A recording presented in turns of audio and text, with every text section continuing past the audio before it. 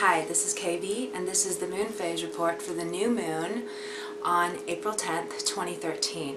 So we have a new moon coming at 20 degrees Aries, and first off with that, there's this thing that, you know, the reason why you say not all signs are the same, there's a lot to it because there's a lot of other things in the chart that kind of dictate who we are.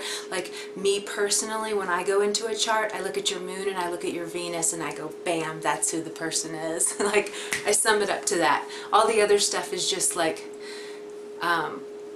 icing. But like your moon and your Venus are the ones that really imprint you, in my opinion.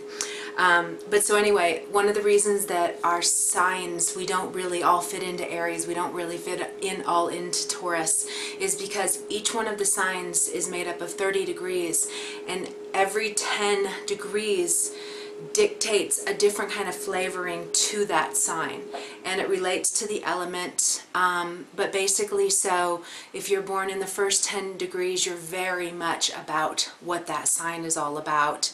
And then if you're born in the next 10 degrees, you're taking on the next element's flavor, and then, you know, the next 10 degrees, the following 10 degrees, that one's flavor. So this one is an Aries, but it's taking on the flavor of Jupiter. So that's fantastic. You couldn't ask for anything better. So already we have a new moon, so it's about all these opportunities of starting fresh and new beginnings. You have that element. And it's Aries, so it's the baby, so it's even more of like, you know, brand new start, spring. Then you have the Jupiter flavor of it, so it's going to be very optimistic and expansive and hopeful, and we're going to be really all about like all these new changes we want to make in our lives. You know, it's going to be like, I want to do this now, I want to do that. So it's going to be very much with an expansive level. And then on top of it, we're in eclipse season. We have a solar eclipse coming in 1 month. They always have kind of at least a 1 month area where they start to work, and that they also continue to do their work after they hit. And I will have a link down below where you can go to my website and read about how this eclipse will affect you. But it's a solar eclipse, so it's all about new beginnings and hope and yay, starting over. So already we have like 3 elements of awesomeness. And then we have kind of the planets doing a dance right now with this new moon. We still have the Venus and the Mars that are just kind of right there in Aries, about to move into Taurus, which is going to make them much more sensualist. But this is like, one thing that's what you're going to notice with this energy is that like everybody's becoming way more attractive. Like this is the cracks me up because I've so been like, oh my god. But I have reasons for this. So one is that it's all this kind of fresh energy that's coming about. Venus and Mars, when they're in Aries and they're so close, it's really kind of igniting that kind of ready to be in love feeling for all of us. It also heightens creativity, so look for that too to be an avenue if you are in partnership. But still, whether you're in partnership or not, you are becoming more attractive and you're noticing that others are becoming more attractive. So be careful with that one. But so one of the things too, how it's really kind of special, how all the planets have really been working since we kind of moved into this new energy. It's kind of so amazing how everything's lined up. And it is kind of time to redo our love natures, you know, whether it's with our same partner or whether it's with somebody new. We're just getting more serious about how special it is to find somebody that you really connect with and wanting to grow together. But you know, with the planets, Mercury and Venus are always going to either be in the sun's same sign or the sign before or the sign after. They move really close like that. But Mars is not. Mars is a totally different story. So just the fact that Mars is participating in all of this, that Mars is in Aries, that Mars is like bring it on, that, you know, Mars is the Aries energy anyway. So it's a double potent power of like, let's fall in love, let's meet someone, let's go outside and smile every day, everything's so beautiful, oh my gosh, look at the sky, oh my gosh, you know. So there's this new in love energy that's out there, and it's so much fun. But so it's about to move into Taurus. The Venus moves into Taurus on the 16th, which Venus is rules Taurus. So that's another one that's going to be like totally cohesive and happy in that sign. That's when we're, you know, the sensuality, that's another thing that's going to be birthing this, like everybody is so beautiful, like you just want to smile at everyone, you just want to flirt with everyone, you know, there's this thing going on. And then Mars will move into Taurus 4 days later on the 20th, so they'll be there together again, and like, yeah. So definitely look for relationships to really get a big boost right now, whether it's appreciating the one you have more, or it is finding someone that is very much on your same level and where things are really exciting, and it will also be bringing a big amp into your life, as love always does when it comes. But the way things are lined up now, it's kind of even more special. And I wanted to explain a little more on the why people are becoming more attractive, and it's really beautiful because all this work you've been doing, you know, you've been hearing about all these layers, we've been going through layers, but that there being like this gold mine at the bottom. Like, it's worth the effort. It's not worth to not go within and to not do this work and to not see what you need to see. You know, it's definitely, there's a reward at the end of it, which I told you about.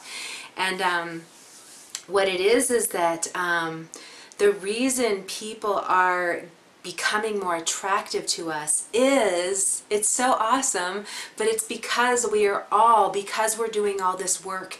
And also too, I don't want to go too freak out the mainstream here, but there's a lot of energetic things that happen when we sleep, or when we get strange pains in our bodies, which a lot of you know about this right now, something coming out of nowhere. And like all of a sudden you think you need knee surgery, or like all of a sudden you can't walk, something's wrong with your toes, your ankle or something, or your back. There's been a lot of people with the back one, and it comes out of nowhere and it's debilitating and you can't function. And if it hasn't happened to you yet, I'm glad I'm getting to you, because what you need to be doing is definitely getting silent. It's definitely knocking you out for a reason, and it's not so that you can sit there and bitch about how you can't function now with this, and oh my gosh, and this and this and this and this. It's not about looking at it so much like what a pain this is, oh my gosh this hurts, oh my gosh this hurts. It's kind of like about really silencing yourself. And if you do, you're going to start having these like images that keep coming to you. It's going to be really far out, actually. You're going to be like, how would I even think about something like that? But all these things are going to be coming to you, and it's kind of like this cellular clearing. And that's why I said I don't want to freak out too many of you because I'll talk this way sometimes. I try to keep it to my writings more, but there's just a lot that's been going on with our bodies. There's a lot that's been clearing. There's a lot that's been processing. There's a lot that's been realigning us so that we can be these more powerful, more on purpose, more right action, more living our highest purpose people, you know? So it takes these things that sometimes hurt, or it takes these things that sometimes aren't really comfortable. Because that's just how it goes. But you don't even need to know about that, really. Just know if some kind of strange pain is coming, it's just doing this other job that you don't need to concern yourself with. So if anything, just know it's something awesome and just be like, wow, cool, this thing's happening, you know? And I don't need to know what it is. I don't need to know what it's doing. I'm just going to get as silent as I can and let the job do the job. It's being done. And but anyway, so I'm getting back to what I was talking about. The reason people are more beautiful is because everybody is shining their true essence clear. Like, there's this shift that's happening in us where we're even not so much like, oh, someone is beautiful because A, B, C, D, and E. You know, now it's like, that stuff doesn't even matter. Like, when you really see the beauty of who that person is inside, they're just beautiful, you know? So we're peeling off all these layers that aren't really us, and we're getting more like in tune with who we really are. And then the way all these planets are coming together now, it's really like making it so obvious. Like, that's where I can't believe how many beautiful people there are. You know, I'm like, and it's not people that I mean, men, women, you know, I'm not even limited. Old, young, I'm just like, beautiful. Oh God, you're beautiful. You know? So this is something that's happening, and whether you're picking up on it on an unconscious level or conscious, you are kind of noticing that in people too. Like it is more like, wow. Or it's just much more fun mingling with people, and people are picking up on it in you too from the work you've been doing. So they too are like, wow, gosh, I really enjoyed talking to that person, and you know, that was all exciting. So that's something that's really cool and going on right now. And let me see if there's anything. I want to keep this short and sweet because I don't know how many people are listening to the main one. They're just going to their regular sign. I'm like, you're missing good stuff. So yeah, so Mercury is going into Aries on the 15th. That's going to bring more assertiveness to what we're wanting to be doing. We're going to be thinking more like, okay, yeah, I can do this now. You know, it's going to be like leaving the fog a little bit of the meditative state of just kind of dreaming what you want to do. This is like the real big push that's going to take us into, okay, I'm going to do this, I'm going to do that, I'm going to do this, I'm going to do that.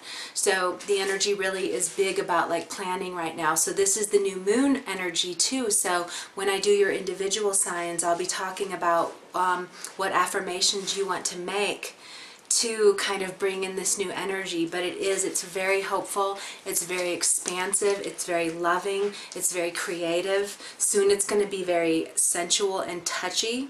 So babies are going to be made soon. Watch my prediction on that one. Everyone's going to be.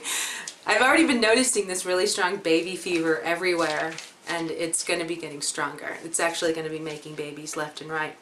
And then, oh, and I forgot to say too, Pluto, I don't know what day we're on now, but Pluto is going to be going retrograde on the 12th. So that's going to be, you know, the last thing I talked about you owning your authority more, owning that you have these amazing gifts and being like, I'm ready to put myself out in the world. That's going to like add some, that's going to add some more introspective work of that topic. So it's going to kind of like we've already put it out there and stated it, because you know now that's the most important thing, honestly. It's like saying, hey, I am this, bring it on. And now Pluto's really going to go back again too, to do some more searching of what's still, because there's so much hidden in our bodies we don't realize. I remember I was learning this stuff that's called Rosen method, and which I was first introduced to these people because they felt I smiled too much, and they interpret that as I don't really know what they interpreted it as that actually, but it was not a good thing. Like, you're not supposed to smile this much, and I'm like, dude, I love to though. I had to do a lot of work to convince them. It wasn't actually an issue. It was something that I kind of feel is our obligation. Like, I like to smile at people when I make, even if I have anything going on that's not comfortable, if I catch eyes with somebody, I just smile to them. I don't want to be like showing that I'm miserable or I'm hurt, or I'm not out to be a victim, you know. And like, even that whole act of smiling at somebody just kind of brings me back up. There's something about smiling, and I naturally, like, I love to smile. Anyway, I can't, oh yeah, Rose method. So anyway, this kind of helps you understand how there's so much going on in our bodies, and on all these layers that we don't understand, that we're still holding on to. But in that thing, it's like, you know, you could have fallen off your bike when you were 8 and some like cellular thing got encoded in you, and they go through all this stuff, like just from touching your body to release all these things that you have no clue you're still holding on to, you know. So Pluto's gonna, you know, he does a lot of work on us a lot in life, you know. It's not like you can't just go to a body worker and be healed, you know. It's like layers and layers and layers. I mean, I would imagine we probably have hundreds of layers, but with each one things get a little better and easier, and we're more aligned with who we really are. So he's going to go back again to kind of see even more about where we're giving up our authority, where we're not owning that we do have gifts, you know. So every time he goes, especially because that's where, with the Saturn, that's where things are kind of focused right now, on those layers. So he is like, okay, I got you all to admit you have gifts, and I got you all to state it to the universe. So now I'm going to pull back again and kind of see if there's anything that's hidden from keeping this really being a clear energetic channel to manifesting these things to put you in these roles. So it's all good, but that's going to be more like that's going to be more not so much in our face work going on. It's going to be more even like what I talked about, like sleeping, getting pains. You know, it's going to be more like that kind of layer of his work. Whereas we're going to be more like present, out in the world, having fun, falling in love, working on our art, making new connections, thinking everyone's beautiful, seeing everything differently. So we're going to be feeling great during this journey. And if you're not, you know, there's just a shift in something with your mind that needs to just be tweaked, you know, because sometimes a lot of this new energy is about new perspectives, and it could just be that you're holding on to something that, in a way that, you know, kind of seeing too much of the bad. You know, I kind of just came up with this thing with Monsanto because I think this is so funny. I can't wait to write about it. But, you know, if you live in the U.S., you're pretty much owned by Monsanto. I mean, they own the government, they own everything, you know, they are in charge of everything. And we can, you know, I've spent so many years trying to share the information on them, trying to fight them. We're all trying to fight them even now to get GMOs labeled. And it finally hit me that, like, we can't do anything. And not that that has to be a hopeless, desolate kind of feeling, but we have to look at it as it's futile in the way. It's basically like you're out in the desert and you're screaming at the sun to stop shining on you. And you go, okay, I'll get a whole bunch of other people with me and we can scream at the sun to stop shining at us, but it's not going to do anything. It's not, even if you have 1 million people out there, it's not going to do anything. The sun's going to keep shining on you, you know, and that's kind of what our fight is with Monsanto. And I finally was like, God, it's hopeless. They won't label. They're not, even if we all get together and say, label the GMOs because we don't want them, they're not going to, you know? So it came to me like, oh, wait a minute. The people who aren't using GMOs can put it on their container that they aren't using GMOs. So there you go. All we have to do now is, did I just hear a hummingbird? That's crazy. It's way too early for hummingbirds, isn't it? So now what we have to do, it's kind of changing your perspective of, okay, this is a fight that we can't really win, but we can support people who are taking the extra effort, spending more money, making sure that they are buying from sources that aren't using GMOs, and those are the ones that, and you'll see it on packaging like crazy now, because I'm a big label person because I can't do gluten. So I'm always like label, label, label, and I've noticed that, no GMOs, no GMOs. I'm seeing it like mad, no GMOs. So I was like, so we don't need to fight anything. We just need to take the extra time to make sure that that container says no GMOs, because it's the same way with organic. If it's organic, they're going to put organic. It's not like there's a gray area. If it doesn't say organic, it's not, you know? If you're going to spend more to have organic, you're going to label it. So, and organic always means no GMOs, just so you know. So if you see organic, you know it's 100% not GMOs. So, that's where we're kind of changing our perspectives right now. So we can just still be angry and mad that Monsanto's killing all these people and making everybody addictive to pharmaceuticals because everything's dying inside of them.